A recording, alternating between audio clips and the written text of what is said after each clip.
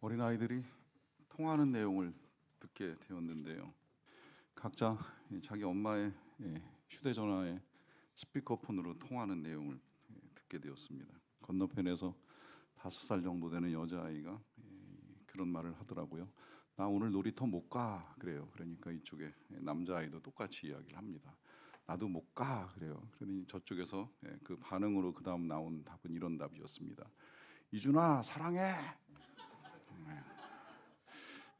듣고 있던 모든 사람들이 다 웃음을 터뜨렸는데 이 5살 여자아이가 공개적으로 이 사랑을 고백한다는 사실이 대단하지 않습니까? 이 고백이라고 하는 건 사람의 마음을 드러내는 행위인데 마음으로만 사랑하지 않고 그걸 입술로 고백한다라고 하는 건 이 관계를 형성해 가는 데 있어서 굉장히 중요한 역할을 하게 됩니다. 주님을 향한 우리의 마음도 역시 마찬가지죠. 이걸 성경에서 이제 마음으로 믿는 것뿐만이 아니라 입으로 시인해야 이것이 믿음이 되고 구원이 된다 하는 말씀을 우리에게 해주십니다. 그래서 우리가 매 주일마다 사도신경으로 이제 우리의 믿음을 입술로 고백하는 행위를 합니다. 이 사도신경은 하나님을 향한 우리의 마음, 우리의 믿음을 이제 고백하는 이제 행위로 전달이 되는 것인데요.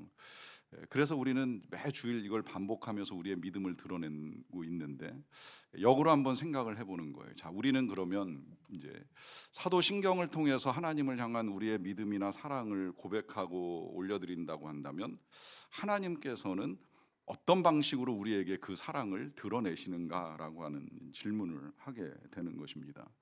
혹시 하나님께서 여러분들에게 사랑한다라고 하는 고백을 들어보셨는지요? 개인적인 일이긴 합니다만은 저는 여러 번 들었습니다. 그냥 개인적으로 기도를 하다가 가끔은 답답하잖아요. 혼자 일방적으로만 계속 뭔가 떠드는 것 같은 느낌이 들어서 어느 순간 기도를 멈추고 하나님께 하나님도 좀 말씀해 보세요라고 했던 적이 있어요. 놀랍게도 이제 그때 하나님께서 딱 한 말씀을 하셨는데 그 말씀이 사랑한다라고 하는 이제 짤막한 말씀이었습니다. 처음 들었을 때 굉장히 기분이 좋더라고요. 하나님이 나에게 주시는 이 고백이라고 여겨지는 이 하나님의 음성이 전 되게 좋았습니다. 이게 너무 좋아서 이제 그 다음에 계속해서 그 다음 날도 기도하면서 오늘도 좀 말씀 좀 해보시죠 이제 이러고 하나님께 제가 감히 요구를 했던 적이 있는데 그날도 똑같이 말씀하시더라고요. 사랑한다. 그날까지는 괜찮았던 것 같아요. 근데 여러분 아무리 좋은 칭찬도 반복되면 조롱처럼 들리듯이 이 사랑한다는 고백이 이제 3일 4일 여러 날 반복되다 보니까 이제 제 안에도 답답함이 좀 생겼던 것 같아요. 그거 말고 뭐 좀 다른 거 없으세요? 이제 이러고 더 이제 많은 걸 요구했던 것 같아요. 그랬더니 그때도 역시 반응은 똑같았습니다. 사랑한다.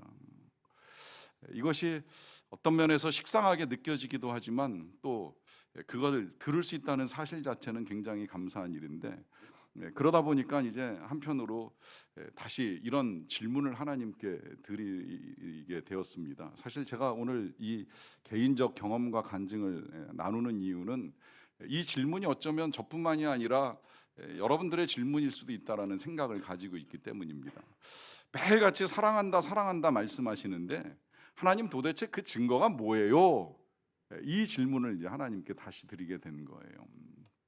여러분 하나님께서 우리를 사랑하시는 증거가 무엇이라고 생각을 하십니까? 그 증거는 사실 뭐 성경에 너무 많이 기록이 되어 있어서 성경만 잘 읽어도 하나님이 얼마나 우리를 사랑하시는지를 아는 건 그렇게 어려운 일은 아닌 것 같아요. 이게 이제 우리가 원하는 사랑의 증거는 내가 원하는 거, 내가 바라는 걸 하나님이 얼마나 잘 이루어 주시고 응답하시는가, 이제 이걸 자꾸 하나님의 사랑에 대한 평가의 기준으로 이제 여기려고 하다 보니까 내 기준에 부합하지 않는 하나님의 그 어떤 행위도 고백도 사랑으로 느껴지지 않는 것처럼 생각이 되는데, 실상은 하나님의 사랑은 성경에서 이제 완벽하게 다 증거가 되기는 했어요.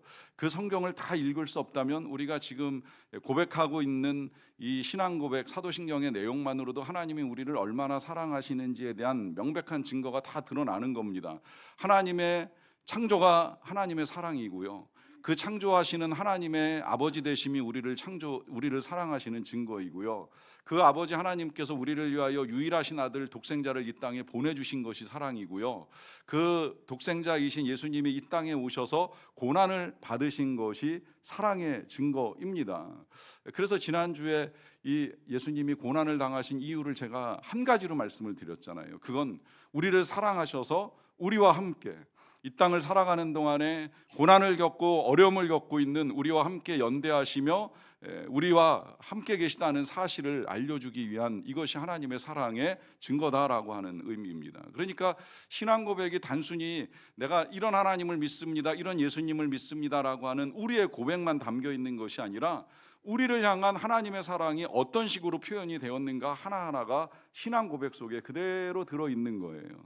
그러하기 때문에 이제 이 고백을 하다 보면 하나님의 사랑에 우리가 눈을 뜨게 되고, 그래서 이 고백이 우리의 입술의 고백으로 끝나는 것이 아니라 이 고백을 함께 듣는 누군가, 혹시 초신자나 불신자가 이 자리에 계시다고 한다면 그에게 복음을 전하는 고백이 될 수도 있다 하는 말씀을 이 사도신경 첫째 날 설교에서 말씀을 드렸습니다. 자, 이렇게 이 사도신경에서 하나님의 사랑이 이제 우리에게 드러나는데, 그 가운데 이제 이 고난을 당하신 예수님의 이 사랑을 지난 시간에 이제 나누었는데, 그 고난을 당하신 예수님께서 이제 오늘은 못 박혀 죽으셨다, 십자가에 못 박혀 죽으셨다라고 하는 것까지 이제 우리에게 알려주는데요. 왜 그런가라고 하는 것을 보기 전에 먼저 이제 하나님의 사랑은 어떤 식으로 또 왜 우리에게 나타났는가라고 하는 것을 오늘 1절 통해서 다시 한번 보겠습니다. 그러므로 우리가 믿음으로 의롭다 하심을 받았으니 우리 주 예수 그리스도로 말미암아 하나님과 화평을 누리자라고 합니다. 자, 여기서도 지금 이제 예수 그리스도로 말미암아 궁극적으로 이제 우리에게 주어지는 하나님의 사랑이 어떻게 드러나는가라고 한다면 맨 마지막 부분입니다. 그리스도로 말미암아 하나님과 화평을 누리자라고 하는 것입니다. 이 화평을 누린다라고 하는 것이 하나님과 함께 이제 모든 은혜를 누리는 것을 의미하는데, 이것이 하나님의 모든 그 사랑의 행위의 궁극적인 목적이라고 제가 말씀을 드렸어요. 세상을 창조하신 이유, 하나님과 함께 화평을 누리는 거예요. 우리 아버지가 되신 이유, 하나님과 함께 화평을 누리는 겁니다. 우리 예수님이 이 땅에 오셔서 고난당하시고 죽으시고 부활하신 이유, 우리가 하나님과 함께 화평을 누리는 것입니다. 모든 건 이 화평의 관계를 만들어가기 위한 이제 하나님의 사랑의 행위라고 할 수가 있겠는데요. 그 행위 중에 하나가 이제 고난이라고 제가 지난주에 말씀을 드렸던 거고, 그러다 보니까 이 고난이 우리와 함께하기 원하시는 하나님의 사랑이라고 하는 것은 이제 분명하게 알겠는데, 문제는 이 고난이 이제는 그냥 단순히 재판받고 매맞고 하는 데서 끝나는 것이 아니라, 이제 오늘 본문으로 넘어오게 되면 십자가에 못 박히시고 죽음을 당하시는 고난까지 이제 가시는 거예요. 그런데 우리 중에 그 누구도 뭐 그렇게 예수님처럼 큰 고난을 겪고 비참한 죽음을 당하는 사람들은 흔하지 않잖아요. 우리의 죽음이라는 것이 우리가 정말 예수님과 똑같이 다 못 박히는 고난이라든지, 아니면 정말 그 십자가 위에서 질식사를 하신 주님과도 같은 그런 죽음으로 일생을 끝내는 사람은 전 많지 않다고 생각해요.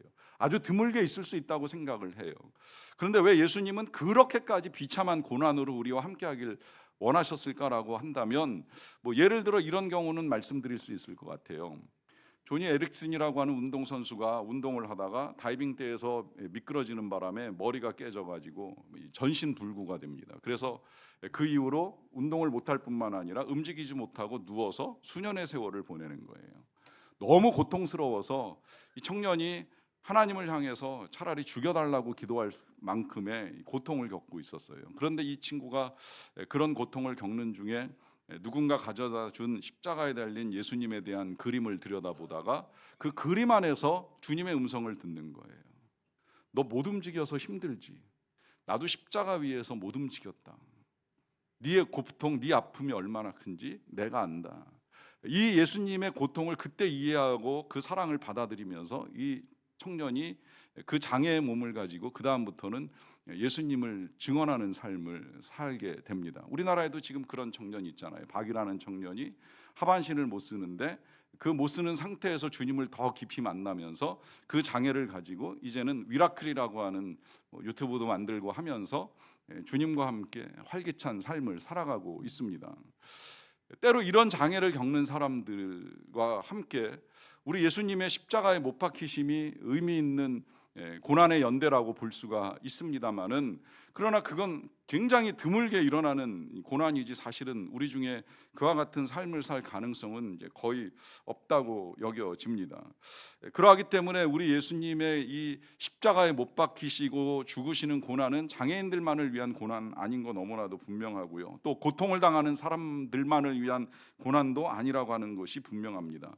분명히 그 이상의 이유가 있습니다. 그 이유가 바로 아까 우리가 읽었던 말씀 그대로 하나님과 화평을 누리는 데 있습니다.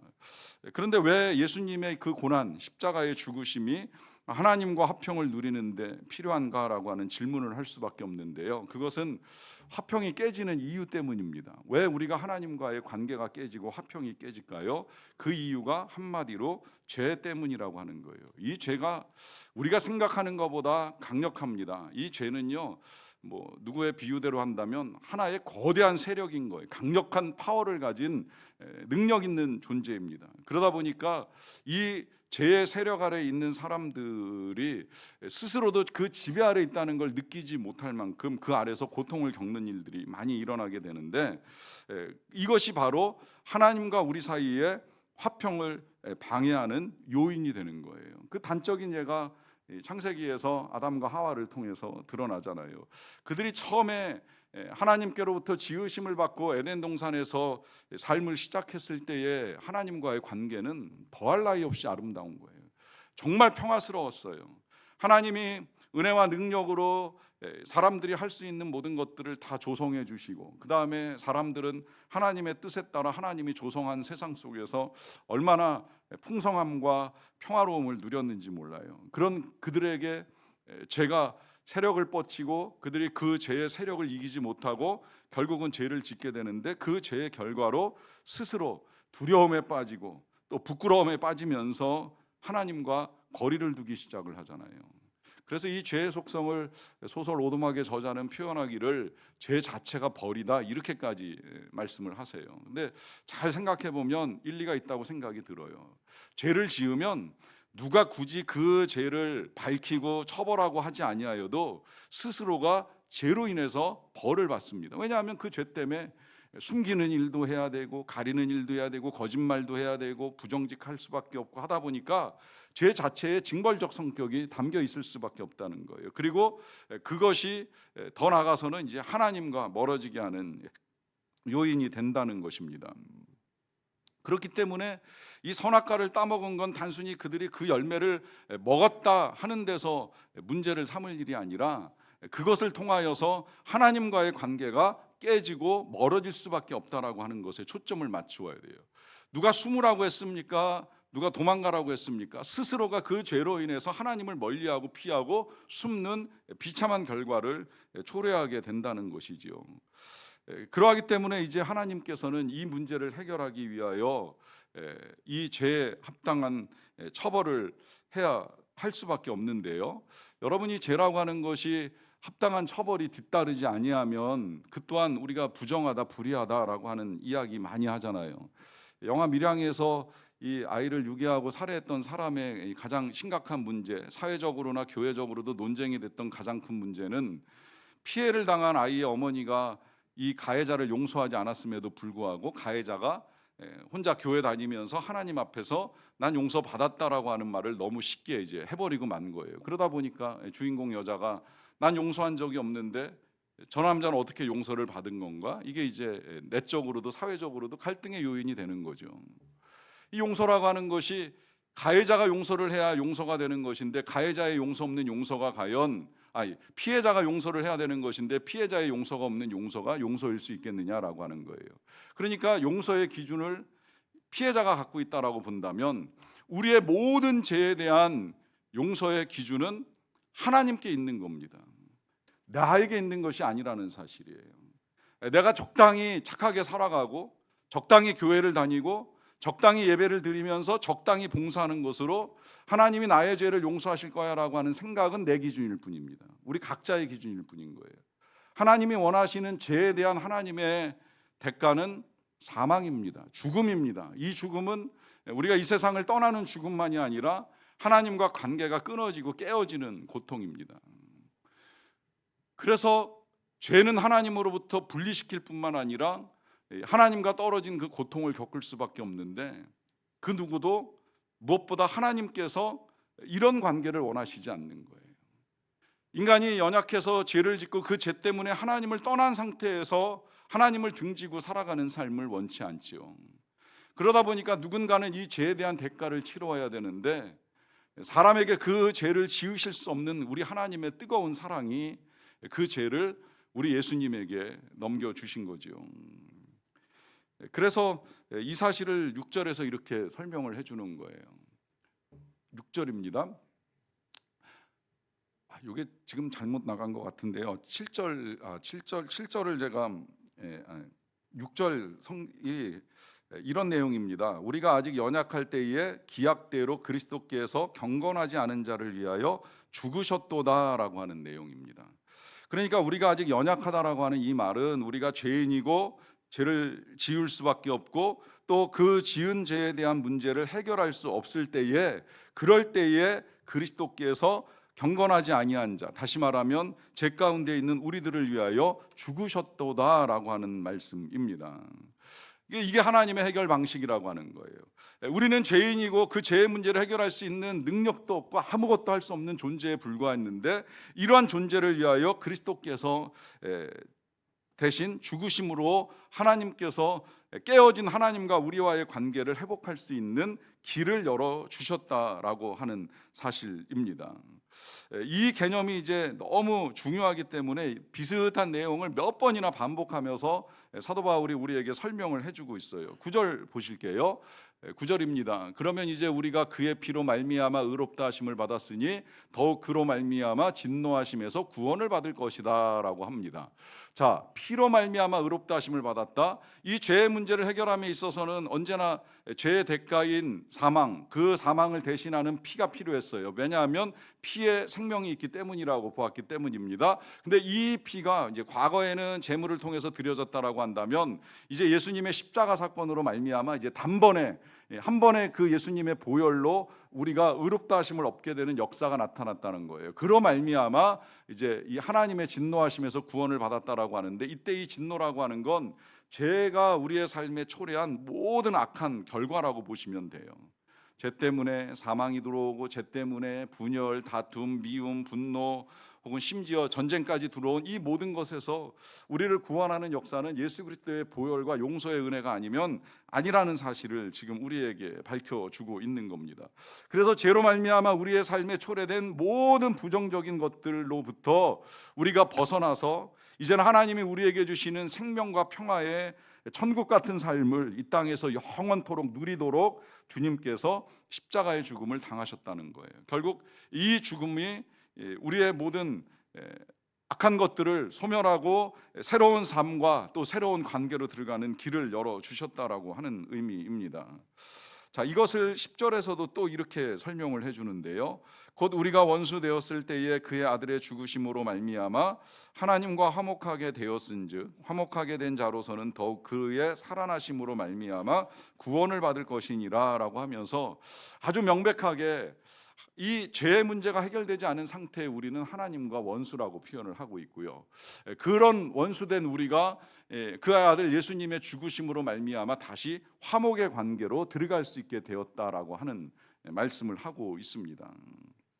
여기서 이제 명백하게 우리 예수님의 고난이 어떤 의미를 지니는가 하는 것이 드러나는 것이죠.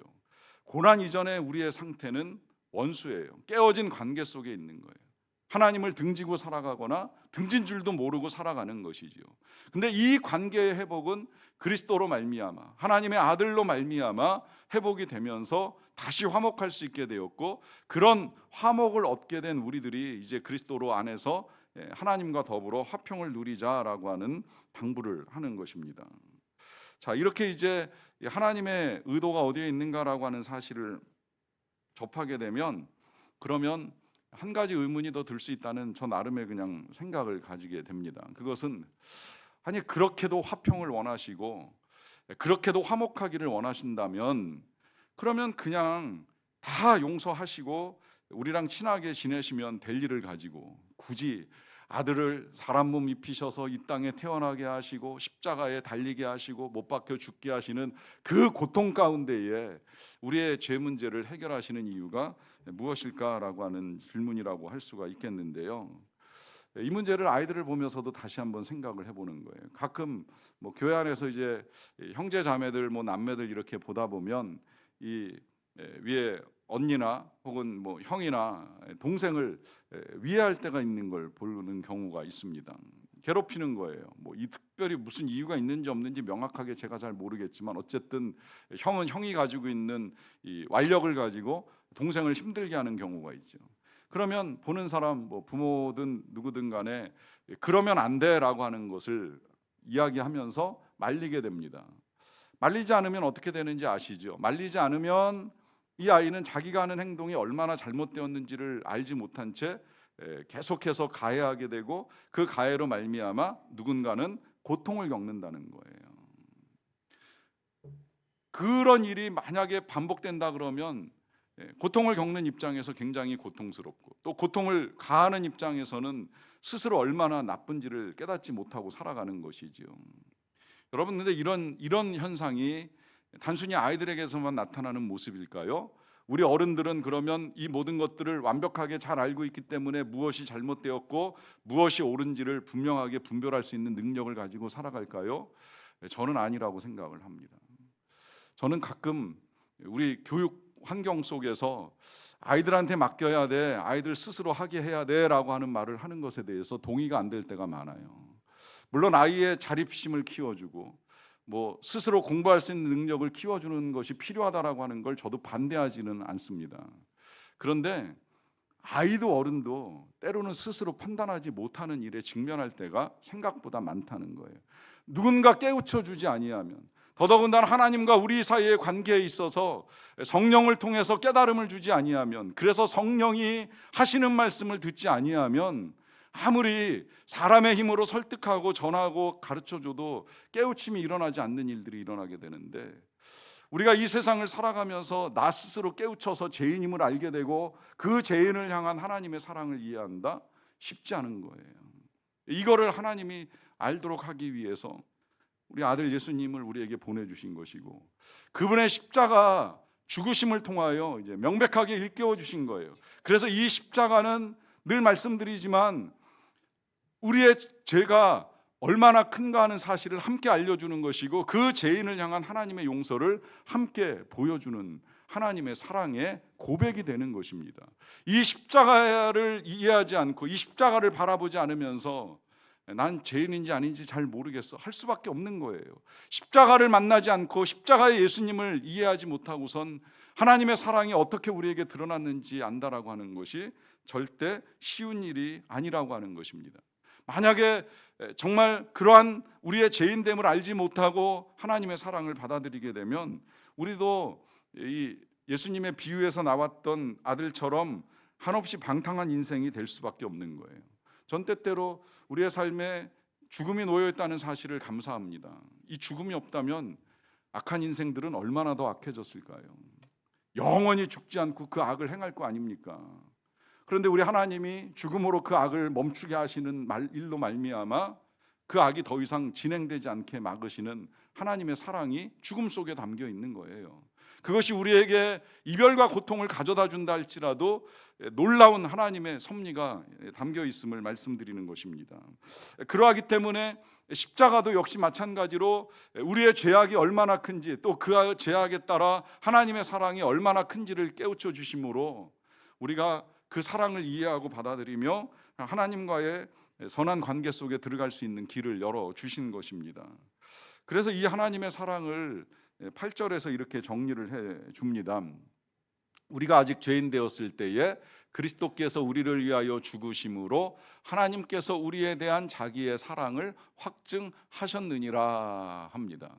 굉장히 유명한 구절이고 귀한 구절이기에 다들 기억하셨으면 좋겠습니다. 우리가 죄인일 때, 우리가 죄인으로 이 죄에서 벗어날 수 없을 때에 그리스도께서 우리를 위하여 십자가에서 죽으심으로 하나님의 사랑이 얼마나 큰가 하는 사실을 우리에게 확실하게 증거해 준 사건이 십자가 사건이라 하는 의미입니다. 그러하기 때문에 이제 이 사랑을 잘 알고 있었던 사도 바울이 로마 교회에는 이 같은 사실을 밝혀주면서 또 한편으로는 갈라디아 교회에 편지를 보낼 때는 우리가 익히 알고 있었던 유명한 구절을 통해서 주님의 십자가를 이렇게 정리해 주죠.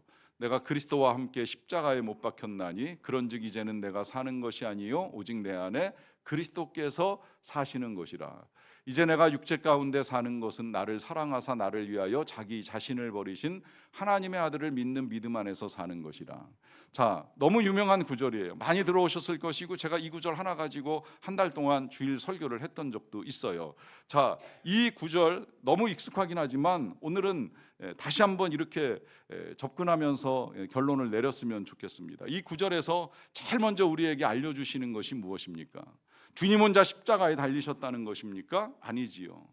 내가 그리스도와 함께, 우리가 그리스도와 함께 십자가에 못 박힌 거예요. 우리가 그리스도와 함께 십자가에서 죽은 거예요. 십자가에서 죽으신 건 예수님만이 아니라는 사실이에요. 저도 죽었고 여러분도 죽었다는 거예요. 왜 죽었을까? 그것은 그 다음에 이제 우리 내 안에 그리스도께서 사시게 하는 것이고, 그리스도께서 내 안에 사신다는 건 십자가에 죽은 나의 삶이 이제 더 이상 나 혼자만의 삶이 아니라 내 안에 함께 살고 계시는 그리스도와 연합하여 살아가는 삶이라 하는 것입니다.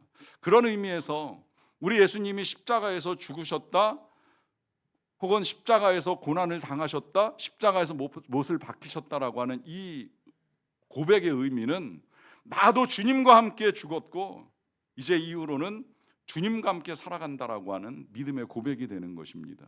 그러하기 때문에 이 사도신경의 고백과 함께 이제는 주님과 함께 더불어 살아가는 저와 여러분들의 삶이 되기를 간절히 축원합니다.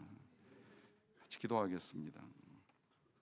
이 시간 우리 같이 기도할 때 먼저는 우리의 죄를 위하여 죽으신 십자가에서 못 박히신 주님의 은혜, 주님의 사랑에 감사하는 고백을 드리시고, 더불어 이제 내가 그리스도와 함께 십자가에 못 박혔나니 나도 그리스도와 함께 살아가겠습니다라고 하는 각자의 고백도 주님께 드리는 시간을 갖도록 하겠습니다. 함께 기도합니다.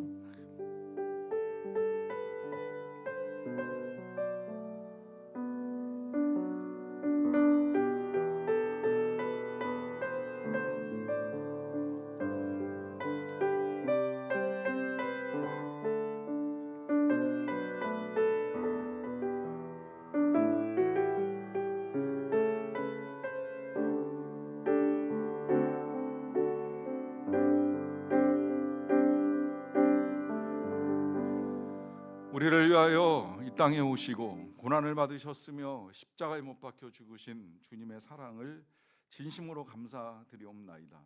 그 사랑, 그 고난 아니었으면 우리 같은 죄인이 연약하여 어찌 죄를 이기고 하나님과의 관계를 회복할 수 있었겠습니까? 그러나 우리를 너무나도 사랑하셔서 우리와 화목하기를 원하신 하나님의 사랑과 주님의 은혜가 이 귀한 일을 이루어 주셨사오니 감사와 영광을 올려드리며 우리가 더욱 주님과 더불어 살아가는 믿음의 삶이 되기를 간절히 원합니다.